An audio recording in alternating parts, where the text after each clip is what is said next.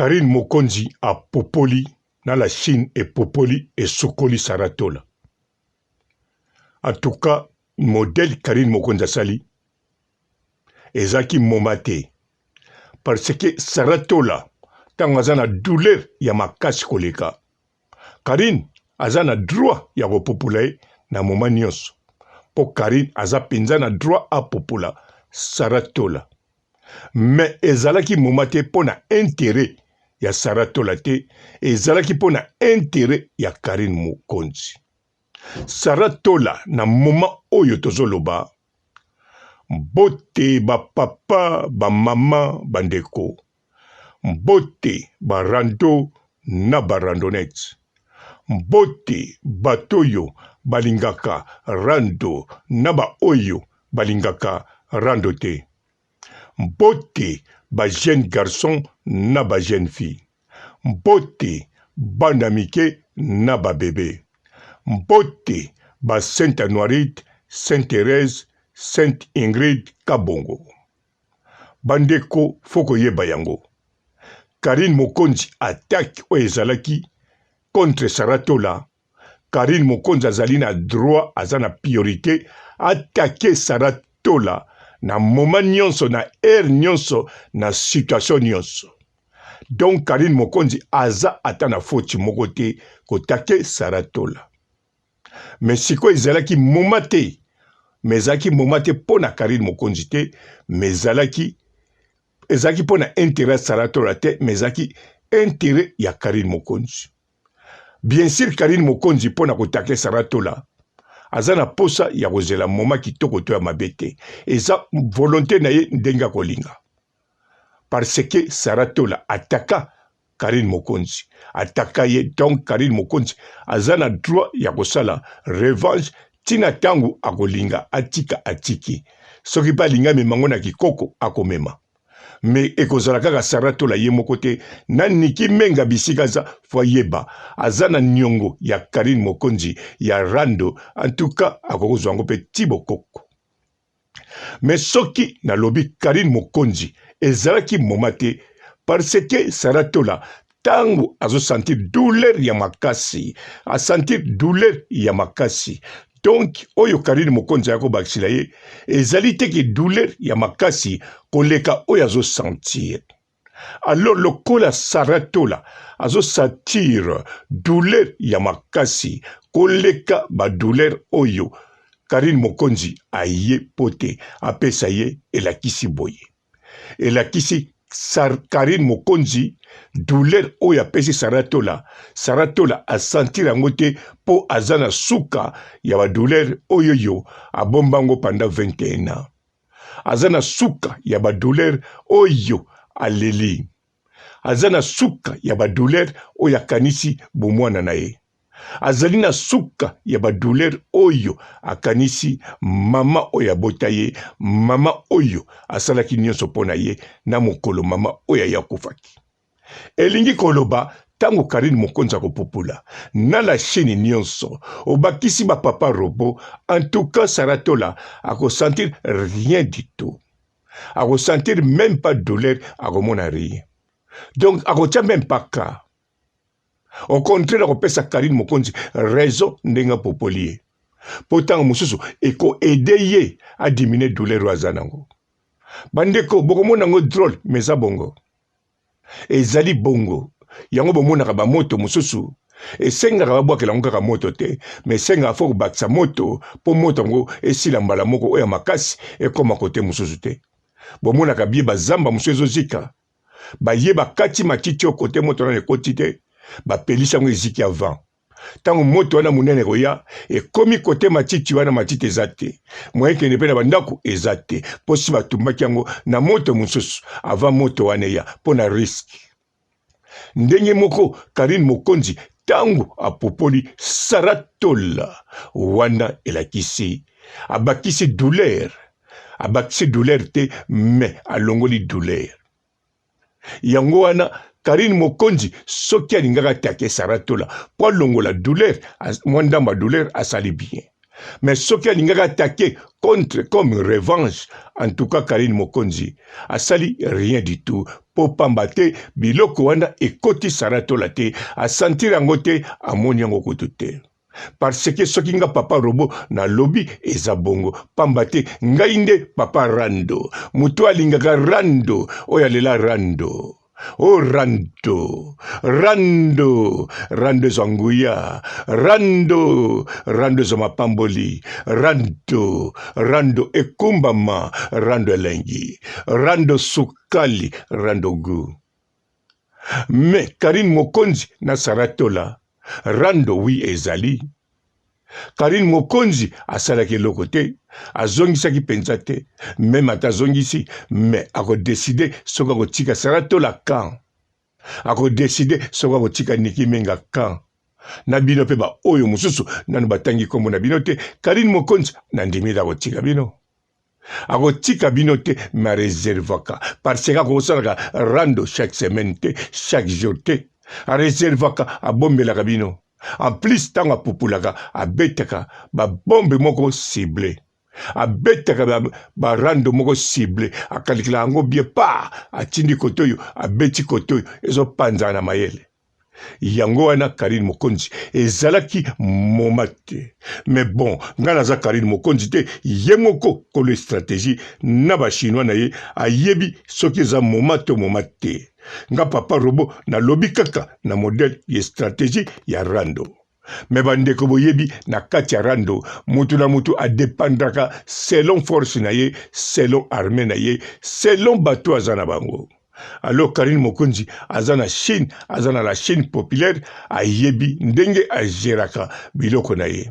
Azape na ba mama oyo ba eli pona kopekisa. Karine Mokonzi boyete, Karine Mokonzi biso tolingi ozala boye. Bon, ba maman, bino petang boyaka bolobaka, biso tolingi tozala boye. En tout cas, na yebita bolobaka, na yebite tang bolobaka, biso tolingi Karine Mokonzi ozala boye. Bino na banani. To fo yaka olobike, ngai na équipe na ngai na groupe na ngai ya Facebook, to ngai na famille na ngai, na to ngai moko Karine Mokonzi, na monaka na lingo zala boye. Koyaka komema la Chine te, po la Chine eza munene. Mususu alingi Rando ezalaka mezalaka mingi te. Mususu alingi Rando ezalaka te. Mususu alingi Karine Mokonzi asalaka makambo mususu na kolamba. Mususu alingi Karine Mokonzi sala Rando oye koya eya oye internet eze église te. Mususu alingi Karine Mokonzi soki internet ezalaka église te, komisa yango église atabatu bakokima otikala ta yo moko na ngai. Donc, mutu na mutu, fo yebaka koya koloba. Koya koloba na komba la Chine te, surtout soko zali porte parole ya la Chine te. Yango wana, Karine Mokonzi na Saratola. En tout cas, eko continue. Eko continue, bien sûr, Saratola, situation na ye eza matata. Et sali ngai moko liboso pasi, pe sali ba chinois bele pasi. Mais Karine Mokonzi na Saratola Rando eko continue. Et loko musune na loba, tangu Karine Mokonzi ako continue kozongisela Saratola fwa ye bango bien, likambo na loba na ko chanjango pete po ezala bongo. Saratola banda nga na mona na internet na mona ye aza mutu moko asepelaka na Karine Mokonzi wana na koko ni yango te na yebi yango na mona ye tango ya na mona pe tango bakoti alobi bango baza Pentagone aye na fimbu na mona ki esengo o esala pe keni piana alobaki bon yo Pentagone biso tokomi Pentagone tokotake équipe nationale biso équipe Pentagone. Mais Saratola a salaki tout à éviter qu'on attaque Karine Mokonzi. Alingaki même pas. Tant que pas passer na mission musoso, azako lobape bozomona tango alobaka vraiment mabete pour na Karine. Azako lobape malamu te non, azako loba malamu mais na ndenge moko ya mayele. Même soka lobi malamu pour na Karine Mokonzi. azako loba toujours na lobi moi parti yo ezate pona flatter la fille ngana to yebani te eloko te na lobi kaka ndenge na zomonela azako loba vraiment makambu ezako uta sincère na mutema na ye même tango aleka pe na ba ma émission soki ma émission ya ndeko na biso mususu wana Bibi Kapinga azako loba toujours na moi ba sincérité même soki bo tourner lelo Bibi Kapinga akoloba Saratola en tout cas modèle a monela qui est Karine Mokonzi jamais vraiment aina ye azaki pe na posa ya woina Karine Mokonzi te mais awe ezali internet tout est permis na tangu yoto batiki esalama na tangu internet etindi kende bongo yango Saratola atakaki pe Karine Mokonzi na yebi kutu ndenge bandaki te me na yebi na makambo niki mengoyo atakaki ye alors Karine Mokonzi azana droit ya kozongisa lokola azana droit kozongisa oyo etali amour bazana ngo na kati ya motema bango kaka mo bakoyeba po bandeko toyebi yango pe biye barando mususu esala makawa eza penza avec un akosakana te na kati ya motema barando mususu elobi Chantal Bola ata popoli Grace Mbisi ndenge nini azaka nango na mutema te Grace Mbisi aza star ye baza star alors ye azoka kaka Grace Mbisi akoko souhaitele Grace Mbisi mabete Chantal Bola mutalobi yango Mama Paradis la reine des rando de tous les temps alakisi apupulaka Grace Mbisi awumela alekaki pe kala mingi ta pupulaki Grace Mbisi na ndenge kosakana te Grace Mbisi pe akoma kozongisela Chantal Bola akoma pe kotanga na kombo alobi pe na kotanga kombo turo yo Chantal Bola mais Chantal Bola alobi bien alobi on kaka siko na moi oyo kako tozali alobi bien que non yena Grace Mbisi na mutema ezate surtout na part na ye ezate azata na en moko te et puis ngape na yebi Grace Mbisi azala kutu ata na en moko te ya Chantal Bola po Chantal Bola pe abandi lelo te yango wana rando ya Saratola na Karine Mokonzi eza rando oui o ngana lingaka mais foko yeba selonga papa Robo ekoki kozala pe rando ya 100 ezanga n na kati selonga papa Robo na yebi ki Saratola azana enite pa ya Karine Mokonzi na yebi pe Karine Mokonzi azana enite mezali rando bobo sanate ba mama na bango bazali bato église moko ata mama Saratola tika Karine Mokonzi azali pe mutu ya église moko donc na molimo baza pe kote moko alors nga papa Robo na sala susu nini nasukisi awa botika la malamu et ciao.